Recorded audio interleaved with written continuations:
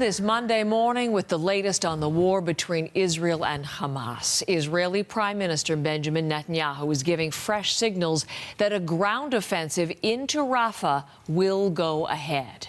So we will do whatever we can to restore security for them and bring them home.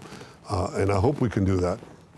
If we have to do it with military means, we'll do so. If there's a diplomatic way to achieve it, fine. But ultimately, we'll do it. The United Nations estimates that as many as 1.5 million Palestinians are now living in and around Rafah, overwhelming that southern city that was home to about 200,000 before Israel launched its offensive into Gaza in retaliation for the Hamas attack of October the 7th. Israeli ground forces have been pushing closer to Rafah for weeks now.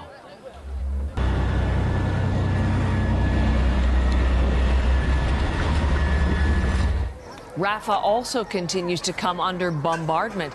Israel believes the Hamas leadership is there, along with the remaining Israeli hostages who are being held in Gaza.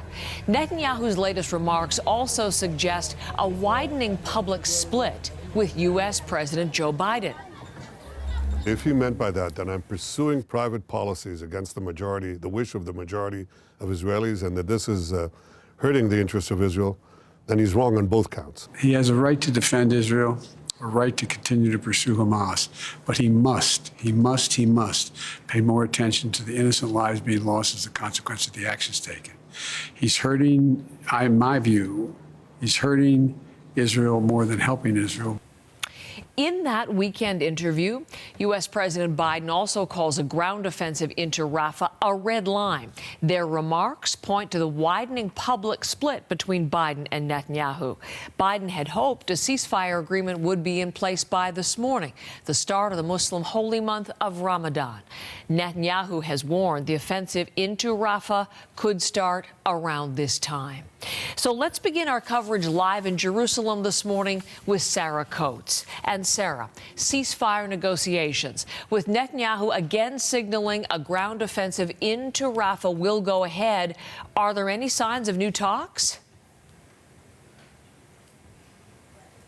Hello, Heather. Mediation efforts are continuing despite that deadline passing. Egyptian officials say they are speaking to representatives from both Israel and Hamas, although they continue to trade blame for a lack of an agreement before the Muslim holy month of Ramadan. It is important to point out that there are still very significant sticking points that remain. Hamas says it wants to see all people, including men of fighting age, return to the northern part of the Gaza Strip, something Israel says it simply will not allow. But really, the biggest sticking point here is the end to the war. Hamas says it is willing to join negotiations once again if there are guarantees of a permanent ceasefire. But we've heard from the Prime Minister Benjamin Netanyahu. He is vowing to push ahead with this operation down into Rafah, saying we'll go there, saying that once the fighting does begin in that southernmost city, it could wrap up within around 2 months, Heather. Canada is joining countries that we know will be shipping food and other relief supplies into Gaza. What is happening with that initiative this morning?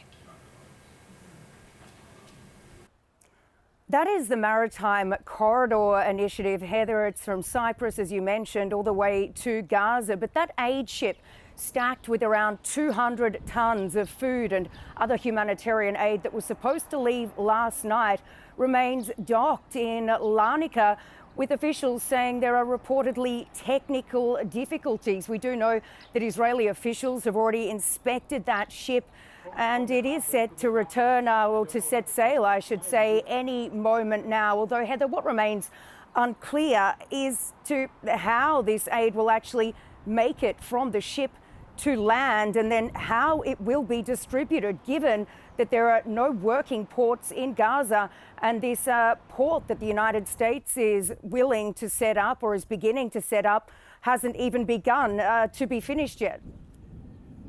Sarah, thank you very much. Sarah Coates in Jerusalem to begin our coverage this morning.